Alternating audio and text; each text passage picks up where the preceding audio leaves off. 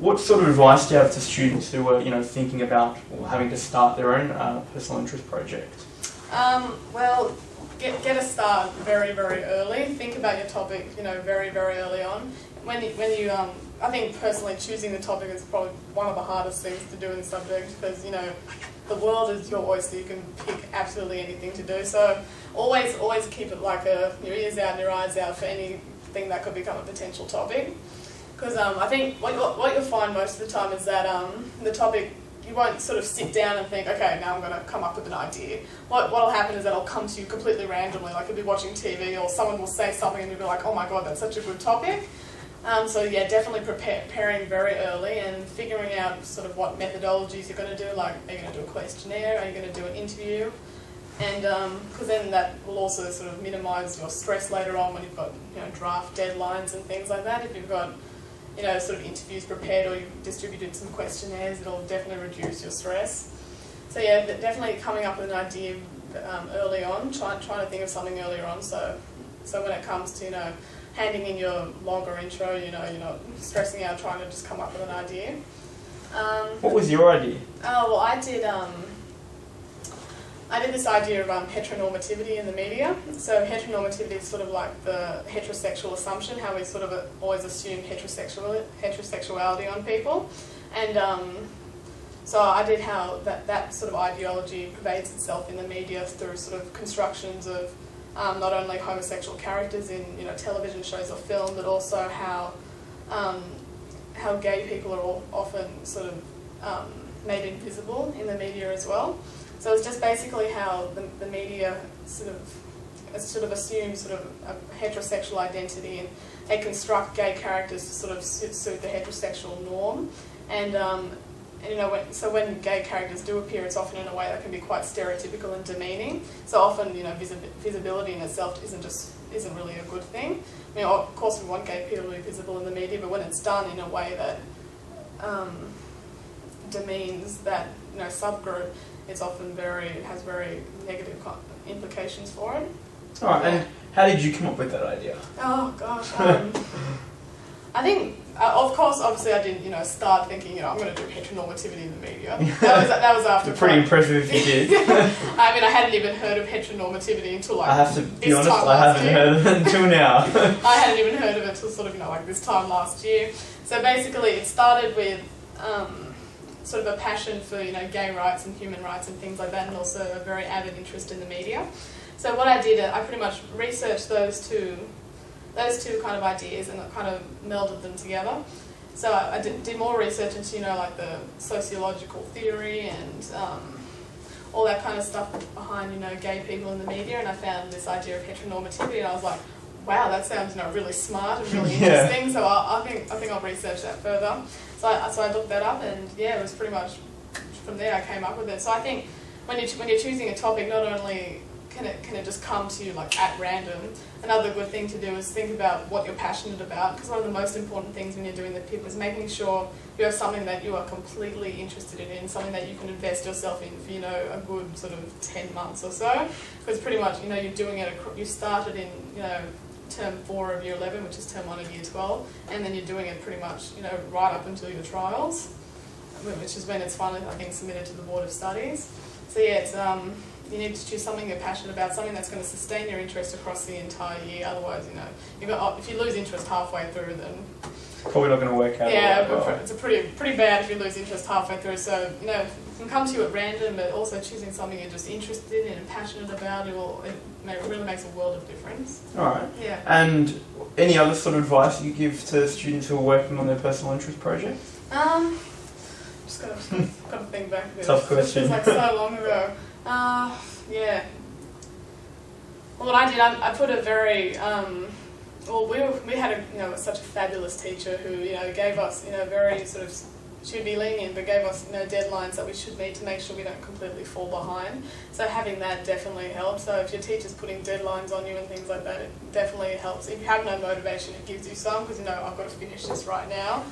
And very consistent work across the year, because it's I think it's around 5,000, 6,000 words all up in total. I think the final project is about that much. So you definitely have to be working on it on a weekly basis, or a fortnightly basis if you wanted to be a very good finished project. Because what I did personally is I went to the State Library a lot because they have amazing resources there, and I lived there as my second home for pretty much all of last year, because I not only had that, I had another major work I had to be working on as well. So consistent work across the entire year, that consistency thing is always so important when anything you do, not only in this subject but in general in the HSC. So making sure you're working on it week to week and you're adding things and you're improving things and making edits to your project, because I can tell you for myself that what I first handed in, like the initial intro and log I did, looked completely different from what I did at the end, and that's because I was working on it and always trying to improve it right up into my final draft, because I don't even know how many drafts until the last one, so always improving and always adding things to it, and not falling behind in your methodologies as well, because I think I did a questionnaire, I did an interview, I did a focus group, and I did a content analysis. So all up, it's quite a bit of primary research you have to do, and that's which takes planning by the sounds of it. Yeah, and that's also in addition to the secondary research you have to do to give your PIP sort of like an academic foundation. And so it's not just all your own input into it. You've also got theorists and other professors backing up or sometimes contradicting what you're saying. So don't fall behind on the secondary research. Like, don't leave sort of an interview with a professor until the week before it's due, because anything can happen. They might cancel, the whole thing could fall out. So you need to find contacts that you could potentially interview very well in advance. Because I think this time last year I had definitely sort of thought of names of people I could interview. So you had developed your question in the first term of Year 12. Oh yeah. Yeah, pretty much. I don't think it was completely finalised by the end of the first term of Year 12, and I know a lot of different schools sort of have different sort of timelines for what they do. But at my school, personally, we definitely had a topic by the end of the first term of Year 12. But I think some people even changed it in the holidays and whatnot, and they still did fantastically. So, I mean, you don't necessarily have to be on your game absolutely 100% by the end of the first term, because some people did struggle coming up with a topic, but they still did absolutely amazingly, because they put in the work in after that. And so what was the question? So yeah, it was just when you sort of at least got your sort of head around a topic. So it was sort of that first term. Oh yeah. So did you do a lot of work in that summer, just in terms of reading and I guess in your case probably looking at a lot of different representations, the people in the media? So we definitely had I think we had come up with a research question by the end of the first term, which definitely helped, because that research question is the basis of everything you're going to do and all the research you're going to do in the year. So basically, because you got that research question, and then from that research question you're picking things out of it that could potentially become interview questions for a professor or someone like that. So you've got to make sure you've got you want to make sure you have that research headline, and you're basing your chapters and your PIP and everything you write is pretty much based on that question. So having that was really important. So I had that by the end of the first term, and then in the summer I did I remember I did my questionnaire in the summer. I think by the end of the summer I was definitely over 100 responses on my questionnaire, because I got it out very, very early in January, and so that definitely alleviated a lot of stress going back to school, because I thought I had pretty much one methodology done. Even though I still had 3 to go, that was at least one that was kind of almost out of the way. So I did a lot of research in that summer as well, because even still at the end of that first term, you've done some research on it, but to an extent you sort of still have a sort of kind of a superficial understanding of your topic, and of course you want to add more depth to that afterwards. So I did a lot more research in the summer, and I thought about all my other methodologies and what I potentially could do. Of course, it wasn't all figured out by the end of it, because things still change in the year. But just generally thinking over what you're going to do, and just not even making not like making an entire timetable of absolutely everything you're going to do, but just thinking generally about your methodologies and who you could possibly interview, or the next methodology you're going to do after your first one.